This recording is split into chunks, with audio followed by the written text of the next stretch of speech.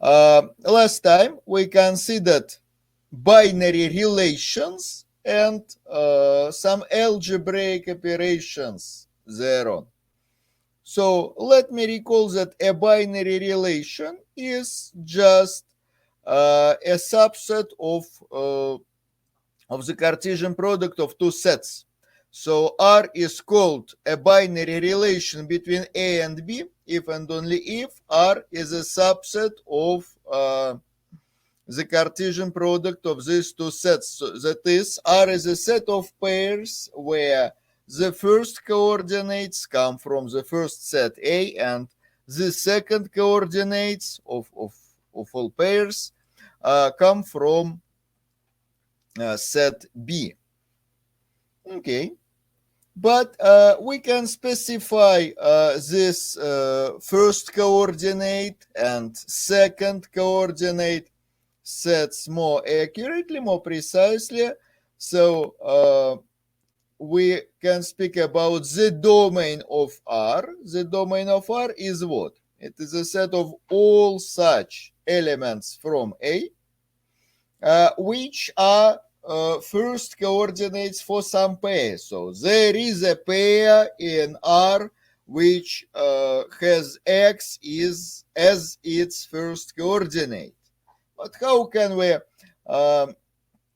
how can we express this idea with a formula? We can say that there is a partner for X, there is some Y, such that XY is a pair from R. Or for short, we know that we can write it the following way: X, R, Y. Similarly to our way to say that, say, X is less than Y. You can use this infix symbol, or otherwise you can say that xy belongs to the set of all pairs where the first coordinate is less than the second one. Similarly, we can define the range of our binary relation. It is a set of all such points, such elements from B that are second coordinates of our pairs. Is it clear?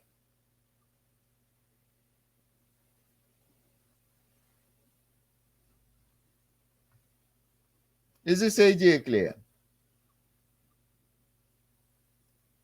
Yes. So let us consider an example. So let A be, say, 1, 2, 3, and B be, say, 3, 4, 8. And we can consider the following binary relation. So we shall depict it with a diagram. Of course, we have already discussed diagrams.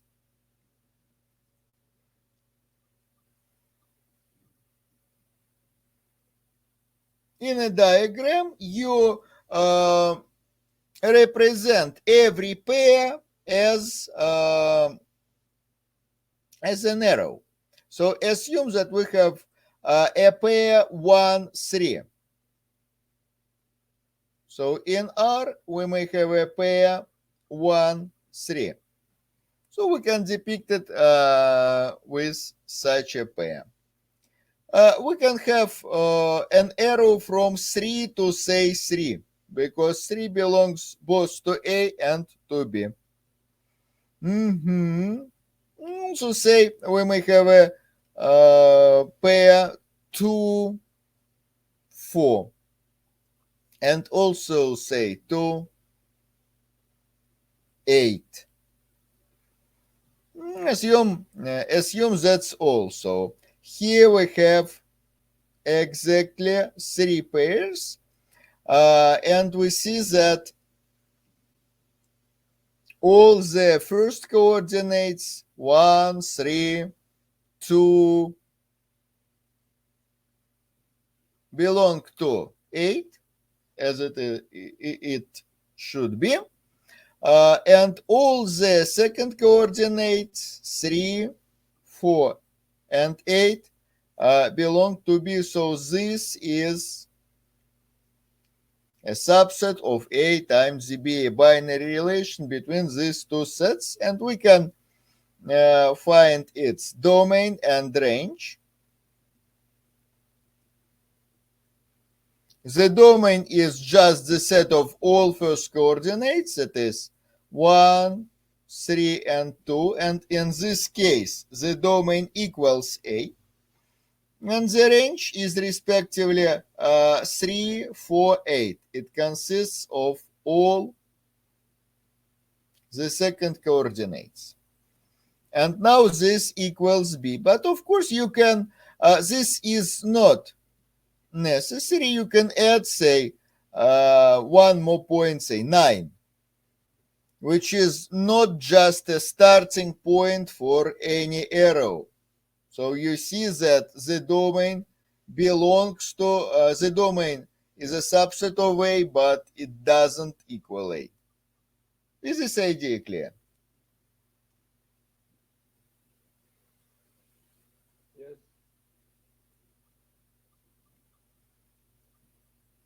Gentlemen, are you present? Yes. So is it clear? Yes. And now let us recall two more concepts, namely two algebraical operations over binary relations. So the first operation was conversion. What is the converse relation?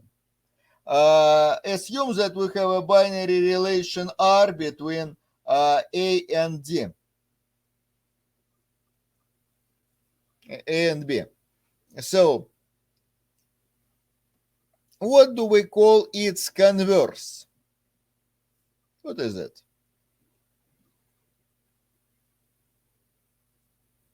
The converse of R, what is it? By definition, it is a set of what?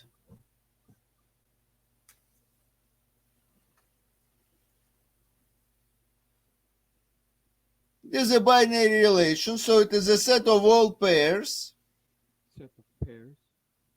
say yx or beta, xy, where from?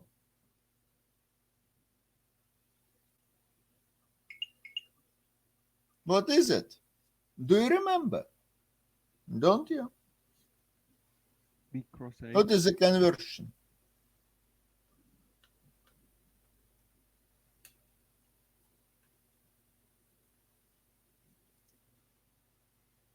The conversion is a result of changing orientation of every arrow. So what is it? Here we take x from the range. You hear me? From the set. I can hear you, but can you hear me?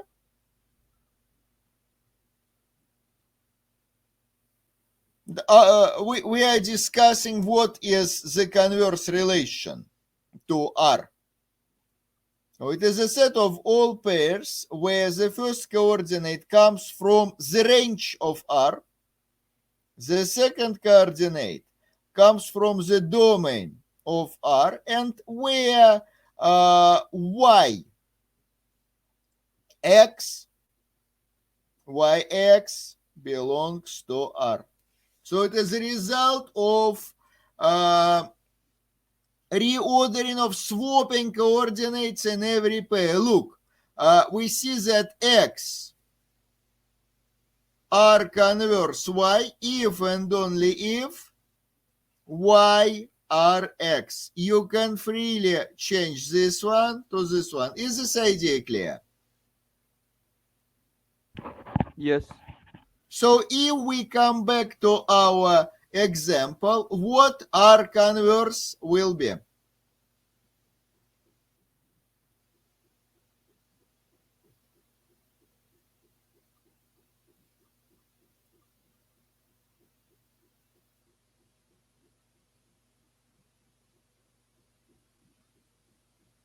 Look, it consists of all pairs from R, but swapped, which pairs should we have in R converse? 3, 1, yeah. 3, 1. This is the result of swapping coordinates here. What else? 3, 3. Yeah, because four. if we swap coordinates here, we will obtain just the same pair. So 3, 3, 4, 2, 4, 2, and 8. 8, 2. Does everybody agree? Yes. Yeah. Mhm. And we can prove a theorem. In fact, we have already done it about this conversion. So first of all, if you convert a relation 2 times in a row, the converse of the converse is, what is it? R. The original relation, exactly. So this operation is inversive. As they say, it is an inversion. And moreover, if you take a union of two binary relations, it is easy to see that such a union is also a binary relation. It consists of pairs. So if you take the converse of the union of two relations, the result will be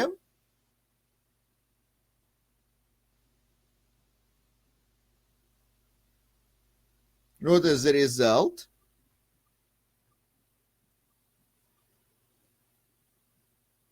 Gentlemen? Is it intersections of inverses? No.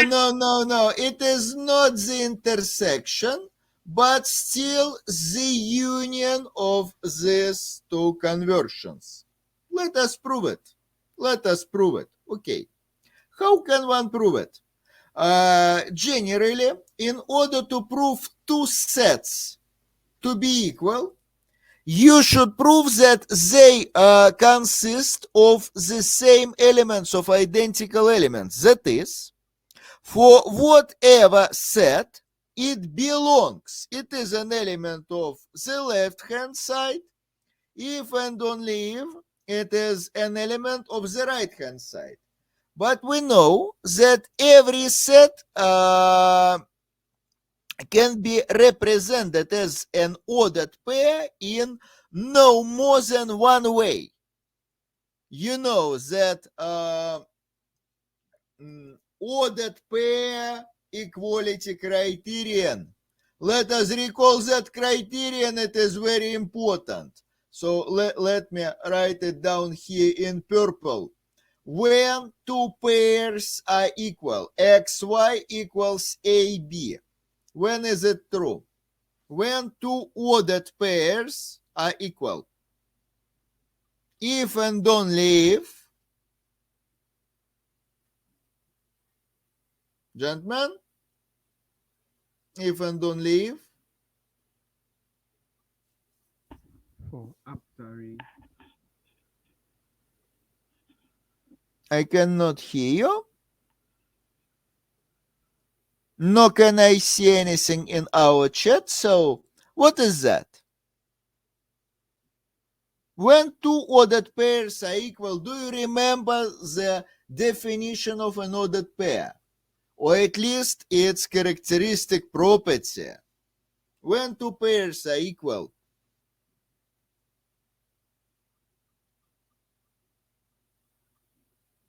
gentlemen, you are disappointing me.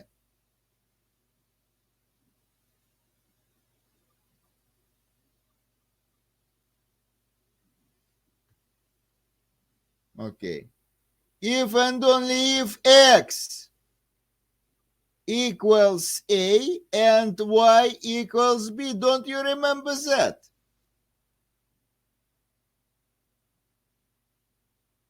You'd better revisit my lecture notes. Okay. Two pairs are equal if and only if the first coordinates are equal and the second coordinates are respectively equal. So that means that when considering an element of this set, which is a set of pairs, you can uniquely represent it in a unique way. You can represent it as a pair of two coordinates. So this boils down to the following. It is enough to prove that these two sets consist of the same pairs. So assume that a pair xy belongs to this set. According to this property, that means what? That yx belongs to this union. Is it clear?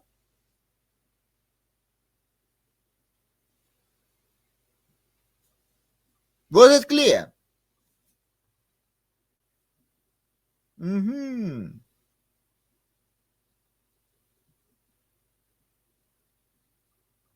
Okay. So, but when something belongs to a union, when yx either belongs to R or it belongs to Q, that is y Rx or alternatively yqx. That is yx belongs to R or yx belongs to Q. And now we can convert them separately. That is, this is equivalent to xy being an element of R converse, of the converse of R. And likewise, here we have x, q, converse, y.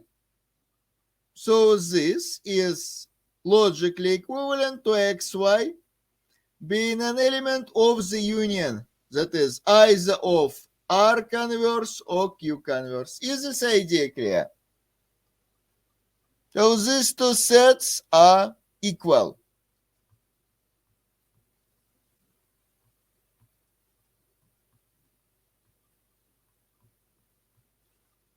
Is it clear?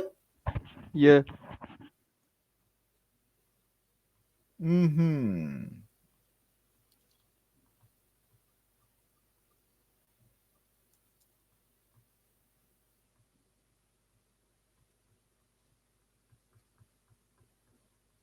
Apparently we have a technical problem with the whiteboard. Okay, let me resolve it.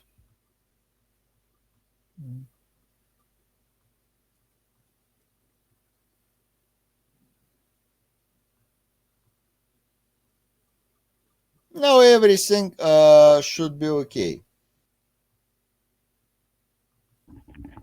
Sorry, sir. I don't see the board.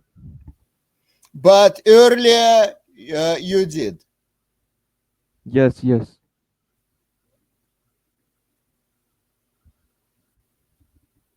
So you can try rejoining the conference. Okay. Or just wait. Can anybody see it now? Yes, I can see. So some of you can. And now, do we have any improvement?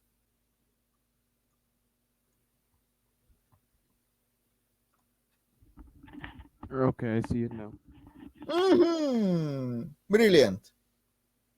So let us continue.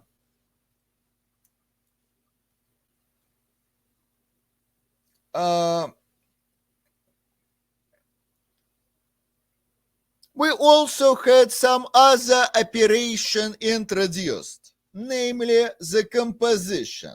Composition is a little bit trickier. So assume that we have two relations. We can somehow multiply them. Assume that we have two binary relations P and Q. you can assume that they are binary relations between some A and B, whatever, it doesn't matter. We have two binary relations. Sometimes the following situation is possible. There is a two-arrow path. So sometimes we have a two-arrow path in a diagram such that y is accessible from x, y, p, that is, there is such an arrow, and z is accessible from y, y, q. So we have a pair xy in p and yz in q. So there is a two arrow pairs. Where from?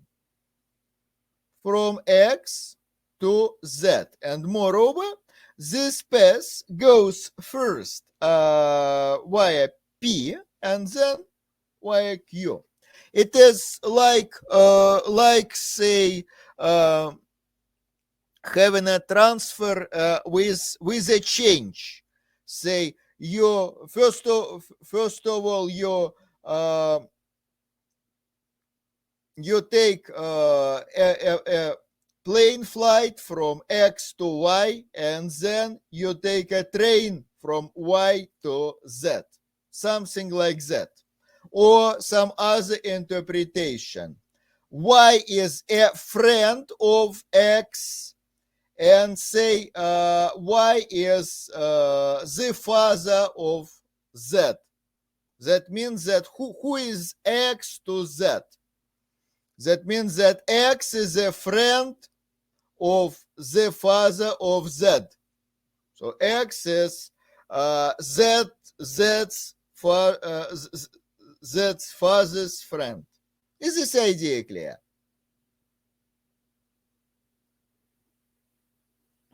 So we Yes. can relate two elements with some intermediate point. But can we give a formalized mathematical definition? Surely we can. We say that the composition of P and Q, please notice this strange order. So this is written first. So we, we write this down from the right to the left in the order of the arrows. The composition of Q and P is a set of all such pairs xz, where x is, of course, the first coordinate of some pair in P, that is x belongs to the domain of P, and z is an ending point of a pair in Q, so z belongs to the range of Q. The set of all such pairs where is an intermediate point y, such that x, p, y, and y, q, z. Is this idea clear? Sorry, can you repeat that? So xz belongs to P composition Q if and only if there is a change point, an intermediary point y, such that x, py, and y, q, z. Just that, just this formula. Okay, understand.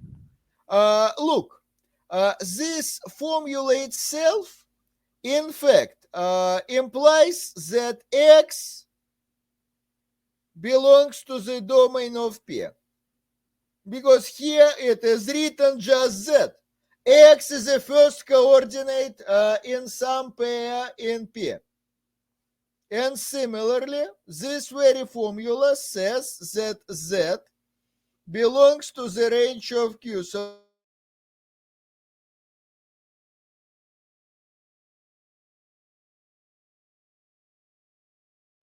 a pair XZ belongs to the composition of P and Q whenever this formula holds. So formally, we have taken all pairs from this product and then just chosen those of them which satisfies the formula.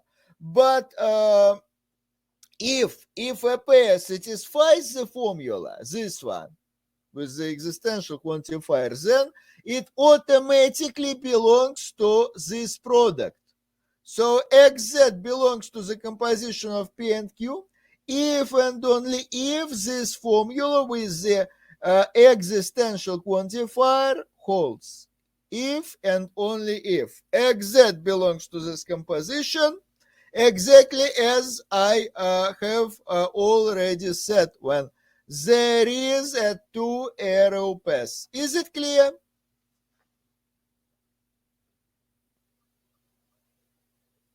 Yes.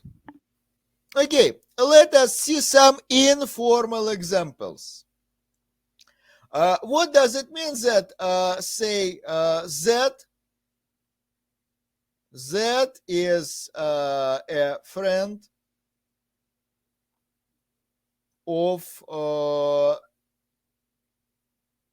say, X fathers, or of X father, X father.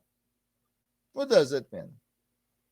That means that there is somebody, let's call him Y, such that, or better, let us rename them for aesthetical reasons, to the sake of elegance and beauty. So X is a friend of Z's father. There is somebody, Y. And what do we know about this Y? X is a friend of Y. And Y somehow relates to Z. Y is the father of Z. That's it. And you can denote this relation with, say, P, and this relation to be the father of some other person as Q. Is this idea clear? Is a natural composition of two relations. To be a friend and to be a father. Is this idea clear? Yes. Another example about not persons but, say, cities. X is accessible from Z, or better, okay, Z is accessible from X. We are traveling from X to Z. So the direction of our arrows is from X to Z. Z is accessible from X via, say, two flights. That is with one change. Two direct flights with one change. What does it mean? That means that there is a change point.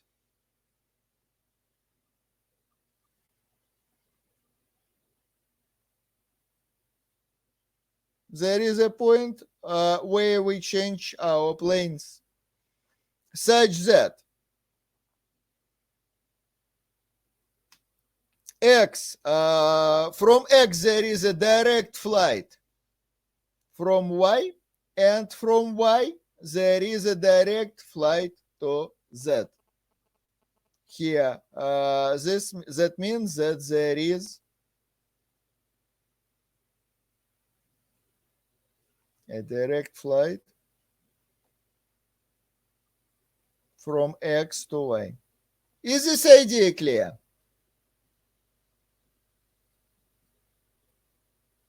Yes. But what do we have formally?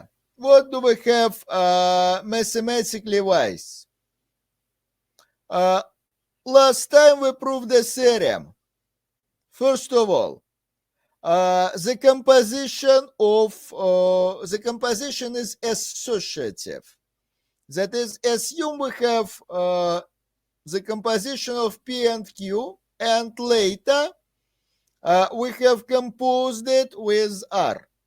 And on the other hand, we have this composition of P and the composition of Q and R. Notice the order of P, Q, and R is the same, but the grouping, the association, the way we associate them, we group them with brackets, is different. So our theorem states that these two compositions are identical. They consist of the same pairs. Is this idea clear? Yeah. In fact, we considered the proof last time. If you want, I can repeat it, but this is up to you. This is up to you. Otherwise, you can see the proof in my lecture notes. And another fact we proved was as follows.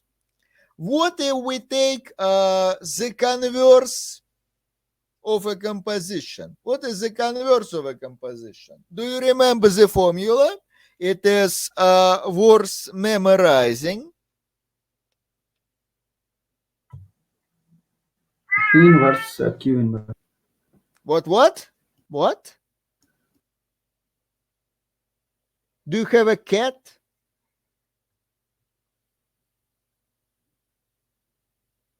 Somebody was screaming like a cat.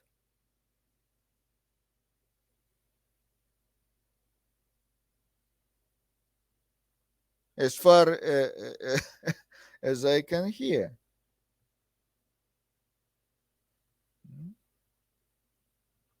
Okay, but anyway, let's come back to our matters. So, what is the converse of this composition?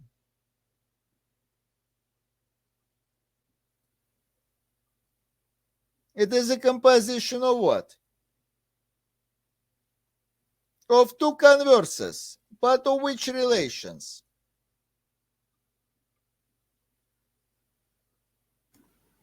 Q and P. Interesting. This way. So you look, the order has changed, and this is similar.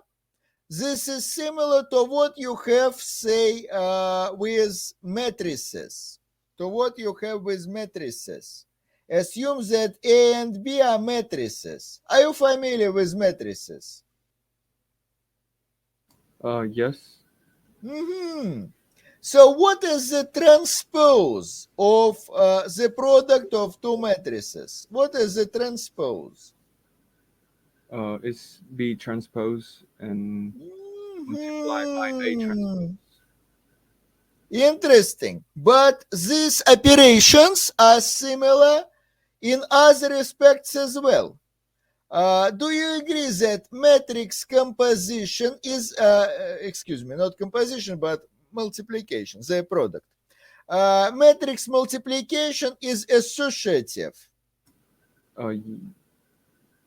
It's equal to A multiplied by B. Of course, it is associative. And even more, what if you take double transpose? What if you transpose a matrix 2 times in a row? It's A. The original matrix. Ha! Look, it is similar to what we have here. It is similar to what we have here. So there is some similarity of algebraical properties. And of course, this is quite interesting.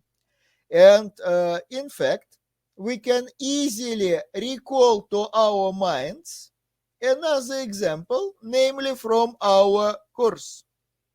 let us recall our strings. Do you remember this? What we had with strings? Induction over strings, string concatenation. Do you remember that? Yeah. Look, and with strings, we have two interesting operations. Concatenation, I denoted with cat, not that cat that screamed in our conference, but some other cat. Concatenation, cat. Do you remember the definition? What if you concatenate the empty string with some t? The result will be, let us recall the defining equations. Empty string plus t equals T. And what if we take some string that starts with x? X, its first symbol, then we have some tail s. So the concatenation will be what? Can you please continue this equation? It is T and X. empty X of empty string and ST. No empty strings. X plus yeah. the result of concatenating s and t. Do you agree? Yeah. And also, we have at least during your seminars, you should have considered reversion. Reversion, that is turning a string upside down. So the reverse of ABC is what? CBA. Exactly. And the defining equations for this function are as follows. What is the reverse of the empty string? This is the empty string.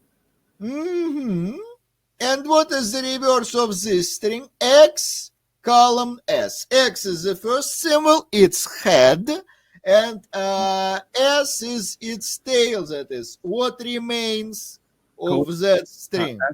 S code empty string and X. Look, column adds one symbol to a string. So you cannot have a string to the left of the column. So it is just the reverse of S concatenated. So it is cat. Of the reverse of S and the string that consists of just X alone. Is it clear? Oh, okay. Yeah. You can easily check the validity of this equation. Okay, let's do that. So assume that we are interested in this string ABC. What is it? Its head is A and its tail is BC. Do you agree? Yeah. So according to our equation, it must be the concatenation of the reverse of BC and the string that consists of just A. So here we have A alone. Okay. What's next? So look, remember that our equations are just computation recipes, some algorithms that show how you can compute our string functions. So what is the reversion of BC? This is just B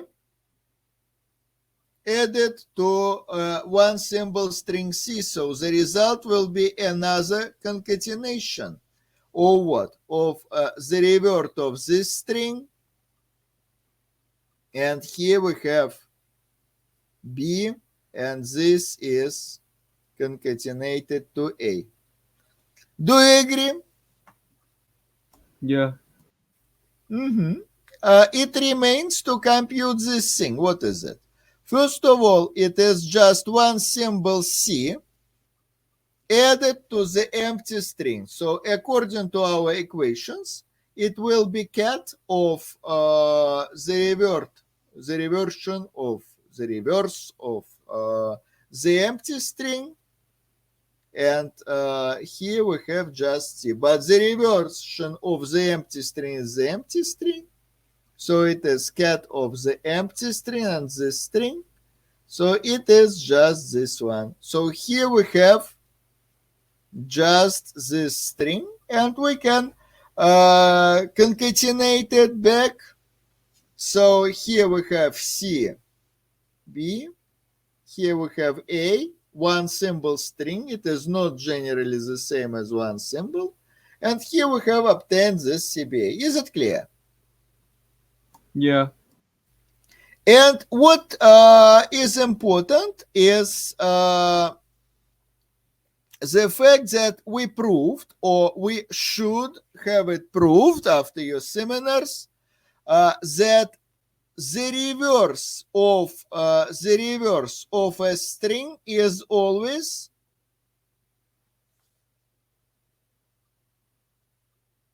It's S. this string, this original string S, of course, surely. But what is even more interesting, what is the reverse of a concatenation? What if you added two strings together, S plus T, the concatenation? What is the reversion of this concatenation? It's TS. The reversion of T, the reversion of S, Yeah. concatenated. But look, it is the same equation. The same equation. The concatenation of the reverts or converts or whatever you call it, or transposes.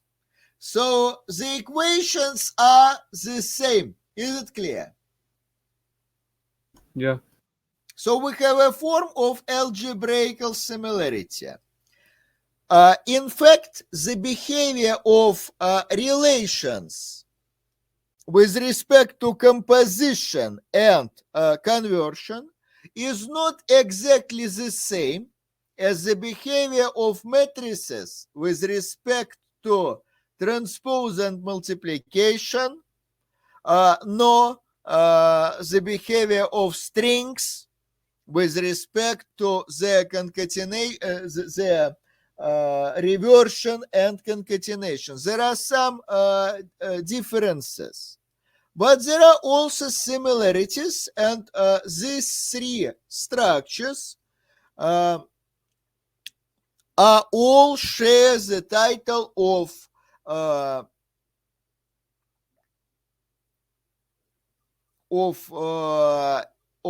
semigroup with inversion.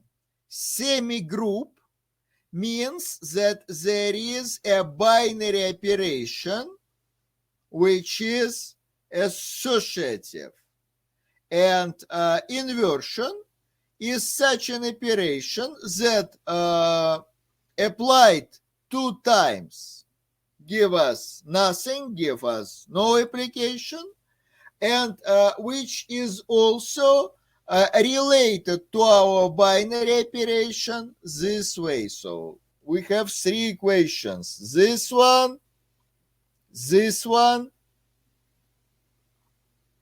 and this one. This is called a semi-group with inversion. So we have some kind of algebraical similarity. Algebraical means at the level of equations we have. Is this idea clear?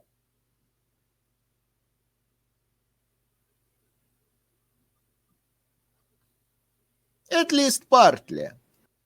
Is anything clear here? Yeah.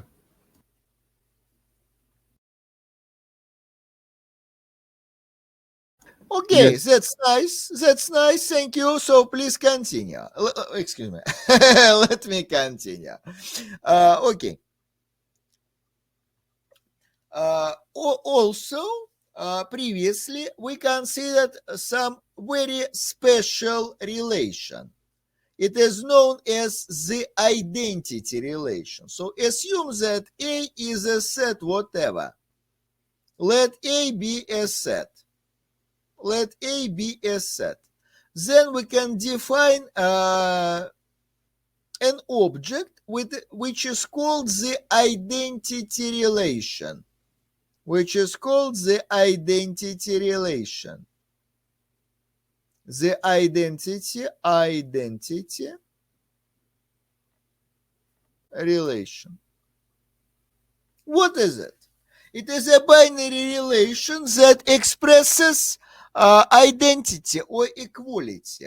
It expresses the predicate of equality. So it is a set of all pairs of identical elements from A. So here we have A times A, or for short, it can be denoted as A squared, A times A. So this is a set of all pairs of identical elements. As an example, assume that A is a finite set which consists of 1, 2, and 3. What is the identity relation of A? Which pairs does it include? Please name these pairs. It's 1, 1. What else? Look, it consists of all such pairs. 1, 1. What else? 2, 2. And 3, 3. Interesting. So that's it. Let us sketch a diagram for that. Look, in the diagram, the identity relation consists of all loops and only loops. So here we have a loop at every point. That's it. And what about some algebra? What if we take the converse of this relation? What will it be? What if we swap coordinates in every such pair, or equivalently 1, 2, and 3, 3. Yeah, it is the same. It is always the same. It is invariant. Yes. Under this conversion, so it doesn't change. But what is more interesting is what do we have with composition? Let us prove the following theorem. Assume that R, or say P, is a binary relation between A and B. Then I say that this identity plays the role of one, of unity, or as they say, of the neutral element with respect to composition. So if I, let me use this term, multiply, that is in terms of composition, if I multiply ID with P, then the result will be just P. Similarly, if I multiply P and the ID of B, then I will obtain just P. So if you take the composition with the identity relation, then that relation won't change. Is this idea clear? Yeah. It plays the role of unity, you know. In the world of matrices, you have some matrix multiplying by which doesn't change your matrix. What is it?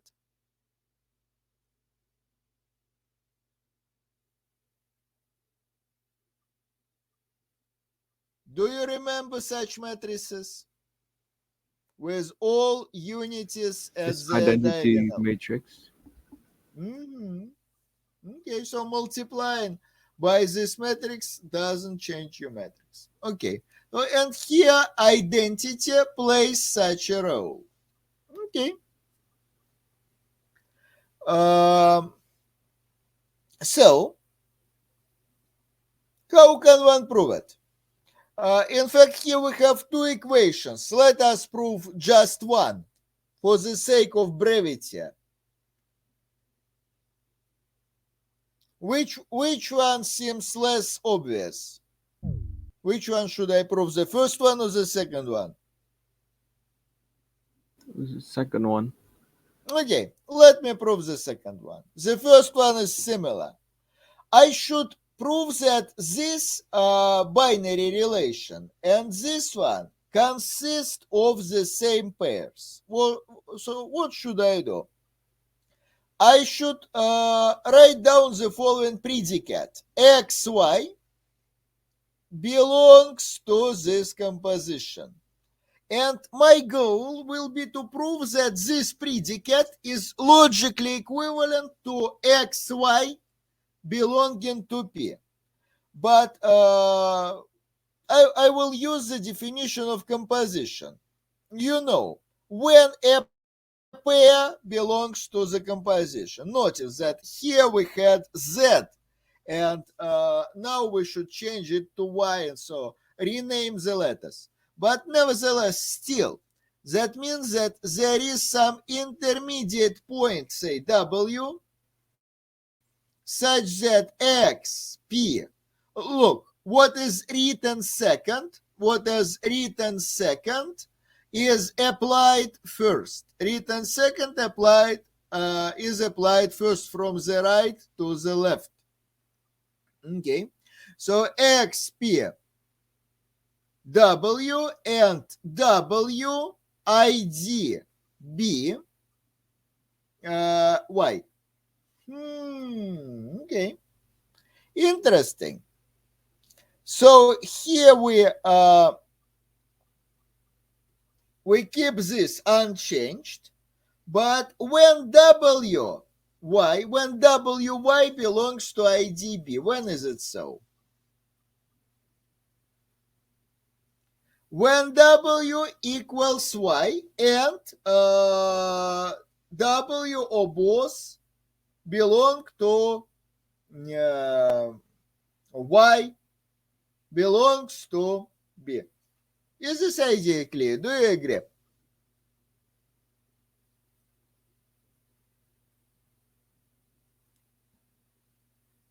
Look, identity relation is just the set of pairs of identical elements. Here we have identity of B. So that means that W and Y is a pair of identical elements in B. Is it clear? Yes. Okay, now just see. Assume that this is the case. Look, there is something which is equal to Y. Something which is equal to Y. And this something is in the relation P to X. X, P, W, and W equals Y. You know that equal sets behave identically. And W and Y are equal sets. We know that equal sets behave identically.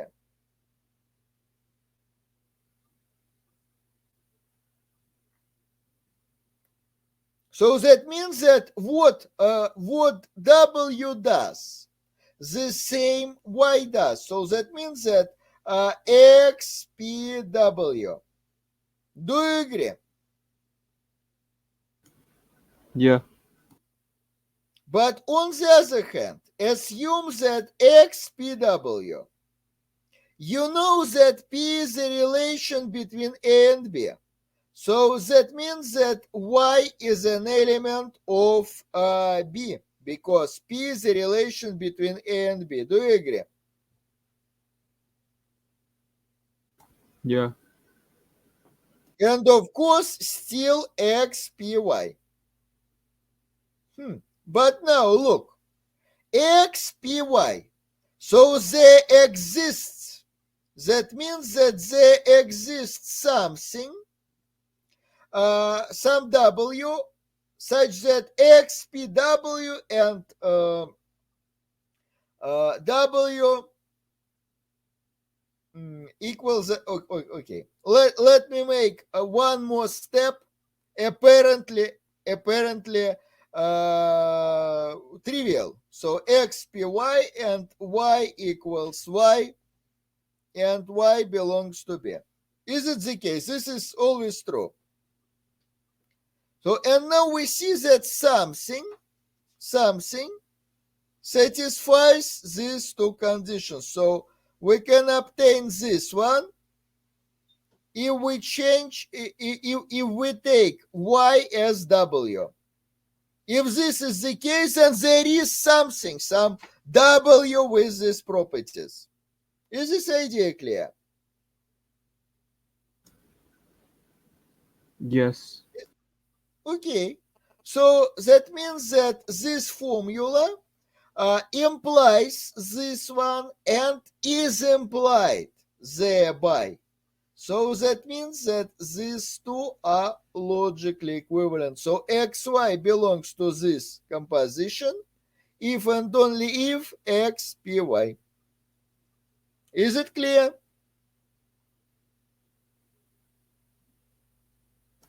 Yes. Okay, that's it.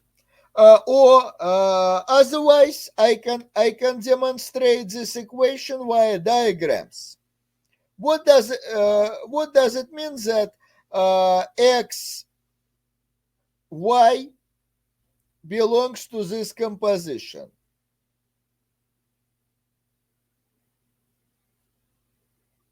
That means that there is some w with this property. And here I have the identity relation. But when do I have such an arrow? If and only if w and y are equal, it is the same. It is the same point. Is it clear? So which means it is still the same point, right? Oh, of course, exactly. We have such an arrow if and only if it is a loop. W equals y. So firstly, I have depicted them as distinct points. But you know, in mathematics, we sometimes have incorrect plots, but our logic must be correct. You know, geometry is an art of arguing correctly with incorrect sketches, incorrect drawings. So I have depicted them separate, but in fact, they are equal at the same point. Is this idea clear? Yeah. Okay, that's it. So this identity plays the role of unity. But please notice that there are some tricky parts here. As an exercise, you can prove that, say, the composition of R and its converse, assume that R is a relation between, say, A and B. The composition of R and its converse is not necessarily the identity of A. That is, there exists such A, such B, and such R. One can choose such A, B, and R that this will be true, but the composition is not the identity of A. You can construct either finite or infinite with, say, the relation less than or something like that. Example. Is it clear? This is an exercise for you. Try finding such R yourself. Okay. And now let me introduce a few more notions. The so-called image.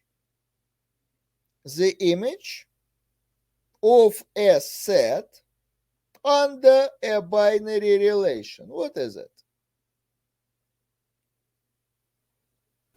It's R of X. R of X, but what is it?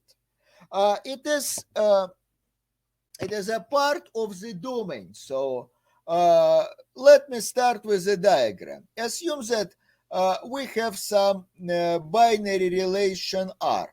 So we have something like that. I don't know, something like that. So we have a few arrows. And assume that we have fixed some set X. Assume that we have fixed some set X. Some points in X belong to the domain. So there are arrows starting at those points. Some points in X may be out of the domain. It doesn't matter. But nevertheless, we can consider all and only such points which are ending points of R arrows starting somewhere in X. So in layman's terms, this is something like cities which are accessible from X, from somewhere in X, and this somewhere plays the key role here. So what is the image of X? The R image of X. Please notice this square brackets. You'd better have this in order to make a distinction between the image and the value of function at a point, which we shall consider a little bit later. So what is it? It is a set of all such points, of all such ending points of our arrows. That is, they are taken from the range. They are taken from the range. But these are not, generally, these are not all points from the range, but just those of them which are accessible from somewhere in X. So there exists A that belongs to X and A are B.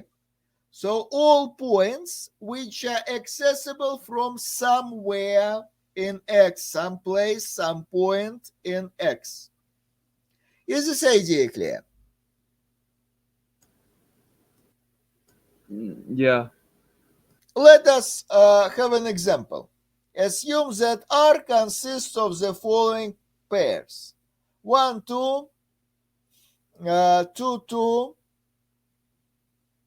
3, 2, 3, 5, 4, 7, 7, 9.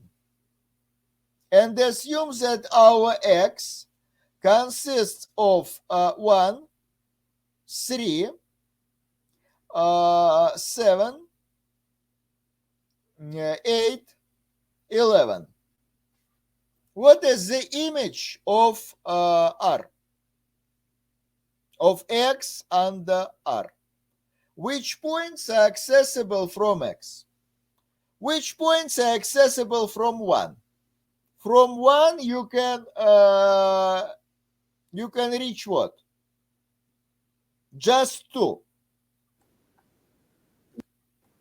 I mean, one arrow path, so one can say that it is direct accessibility. Where can you go from 1? Just to 2. Is it clear? Yeah. And what about 3? It's 5. Where can you get from 3? It's 5. Still 2. And 2. And what else? 5. 5. Exactly. What about 7? Where can you get from 7? It's 9. What about 8? Do we have an arrow starting at 8? No. No. The same for 11. So that's all. This is the set of points reachable from somewhere in X. Is this idea clear? Yes. This was our official definition of the image. But in fact, we can simplify it a little. So look, if this formula holds, then it guarantees that B is in range of R. B is the second coordinate of R. If the formula holds, then B is guaranteedly in the range of R. That means that we have the following characteristic property. B is an element of the image if and only if there is a point A in X such that A are B. So if there is an arrow from X, from a location, from a point in X going to B. Is this idea clear? Yeah. So with this in view, we can easily prove an important theorem about images. The most important theorem is as follows. If we take a union of two sets, then the image of this union will always be the union of two images. This is always the case. Let's prove it. It will be very easy. So, as usual, in order to prove two sets to be equal, we have to prove that the property, the predicate of belonging the left-hand side and of belonging to the right-hand side, these two properties are logically equivalent. So, what does it mean that B is an element of the left-hand side? According to this property, according to our definition, that means that there is A, such as that A, belongs to what? The union. the union of X and Y, and A, X, A are B. Brilliant. So now we can simplify this one. We can expand it. What it means that A belongs to the union, that A belongs to X or A belongs to Y. And now all we need to do is to apply some logic. From the logical point of view, we know that alpha or beta and gamma is logically equivalent if and only if alpha and gamma holds or beta and gamma holds. So we can use distributivity here. So either A in X and A are B, or A is in Y and A are B. So we have such an alternative. And now A little bit more logic. There is A with either this property or this one, or maybe both. What do we have then? Look, when do we have something, say a unicorn, which is either tame or white? When a unicorn is okay, let's use another letter, say X. When a unicorn is either tame or white.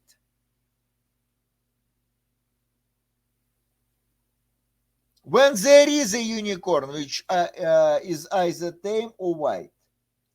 When there is a tame unicorn or there is a white unicorn. Is this idea clear? Yeah. If there is a unicorn that satisfies this disjunction, then if it satisfies the disjunction, then it either satisfies A or it satisfies B. So in the first case, there is X with A. In the second case, there is X with B. But in any case, there is X there is X that satisfies A, or there is X that satisfies B. And vice versa. If we have this right-hand side being true, then we have two cases. Either there is X that satisfies A, hence this very X satisfies the disjunction. The same for B. So we can distribute this existential quantifier over the disjunction. Hence, there is A in X such that A are B, or there is A in Y such that A are B. But look, these are very close to what we have in the definition. So this is logically equivalent by the definition. That means that B belongs to the image of X, or B belongs to the image of Y. But in any case, B belongs to the union of these two images. Is this idea clear? Yeah. That's all. And from this theorem, you can easily obtain many corollaries. So as an exercise, you can try proving this one. If X is a subset of Y, then the image of X is a subset of the image of Y. So this operation, taken the image under some fixed relation, is monotonic. For a bigger set, it generally gives us a bigger result. And what is the preimage? What is the preimage? In fact, preimage is just some terminology. We say that the preimage. What is the preimage? Preimage of X under R. By definition, this is just the image. The image of X under the converse relation. Hence the notation. The preimage under R is just the image under the converse relation. So it is just the set of all such points where to I can go from X via the converse relation. But it is easy to prove, an easy theorem, that this set belongs of all such points where from I can go to somewhere in X via R. So as a theorem, as a statement, as a lemma, we can prove the following. A belongs to the preimage if and only if there is some B such that this B belongs to X and A are B. Okay, let's prove it. It is very easy. It is a one-liner proof. Okay, but just please be careful with letter names. So look, this should be an element of the image of X under R converse. So that means that there is, but look, here we had B, but we have replaced it with A. So let us just swap the letters here, A and B. So here we will have B. There exists B such that B belongs to X and one can reach A from this B via the converse relation. But now you can easily rewrite this one as A R B. Is this idea clear? Yes. So one can say that the preimage is the set of all points where from you can reach some location, some destination, some point in X. As a corollary, you can write it down the following way. Say, it is a set of all A's where from the domain, of course, such that there is B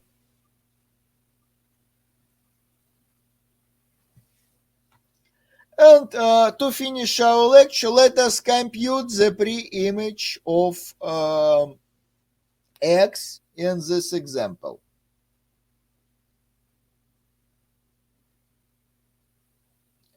Where from can you reach X? Where from can you get to 1? Is there a pair with 1 being its second coordinate?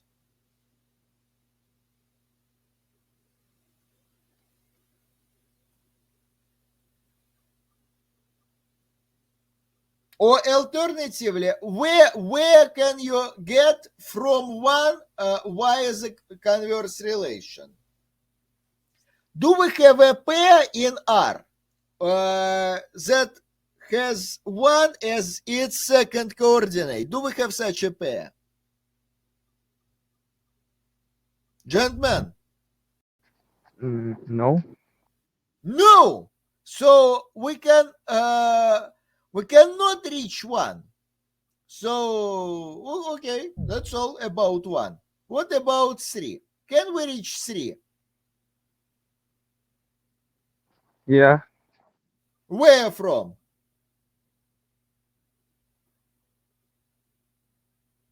No way. Oh, no.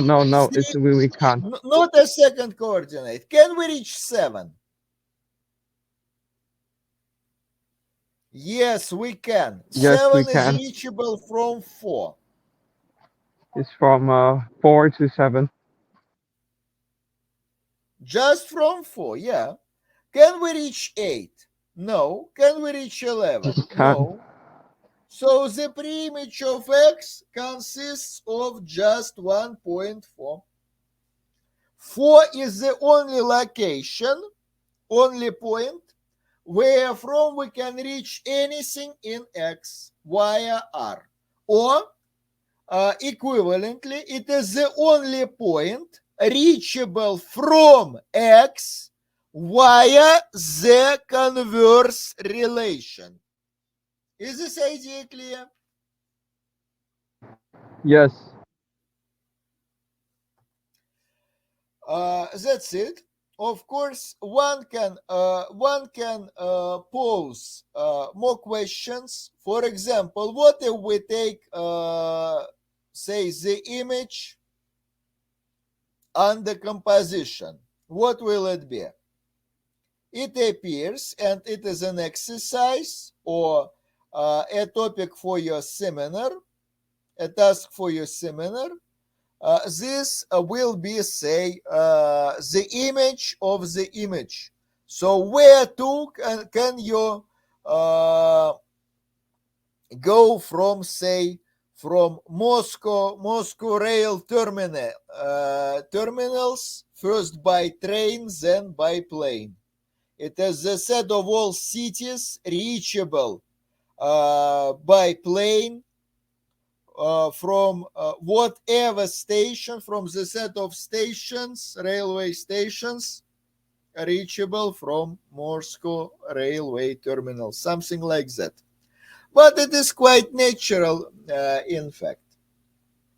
Next time, we are going to introduce functions and see how this algebra of binary relations may help us in studying functions in set theory formalism. Any questions, please?